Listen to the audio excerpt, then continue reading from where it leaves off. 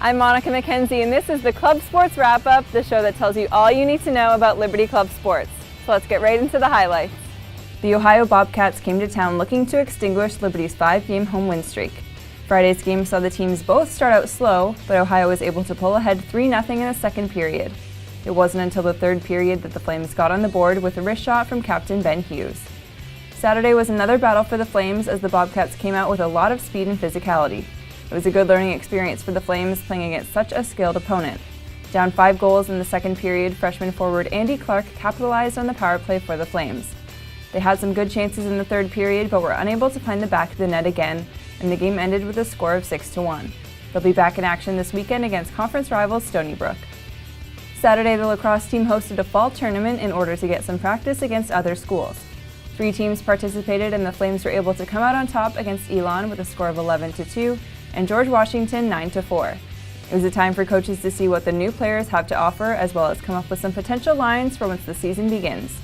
Virginia Tech will be in town this Friday for a scrimmage at the Liberty lacrosse fields. Facing off against the Division I Slippery Rock team, D2 men's hockey improved their win streak to 7-0 after sweeping the home team. Friday night's game was a close matchup until Liberty was able to pull ahead in the third thanks to goals from Jordan Barstead and Devin Dockstetter, finishing with a score of 7-5. Saturday, Liberty outshot Slippery Rock 52-21, winning the game 9-2. All 4 lines contributed to the victory, which was something the team had been looking for in order to keep seeing success down the road. The team travels to Maryland Friday before coming home to host Rider on Sunday at 2 p.m. The Liberty women's Hunt Seat team had a blue ribbon weekend at an event hosted by the College of William & Mary. They set a new team record with 42 points on Saturday and 38 points on Sunday. For the first time in team history, they captured the Champion Rider and Reserve Champion Rider awards, thanks to Liz Chanel, who won red and blue ribbons, and Amber Gayhart, who earned a blue and yellow. Currently ranked as the first place team in the region, Liberty was invited to the prestigious Holiday Tournament of Champions in December at Ohio University. They next compete at Old Dominion this weekend, and the Western team will be at Martin Community College. The crew team traveled to Philadelphia to compete in a regatta last weekend. There were strong winds, which caused some trouble for navigation, but the team was not assessed any penalties on the course.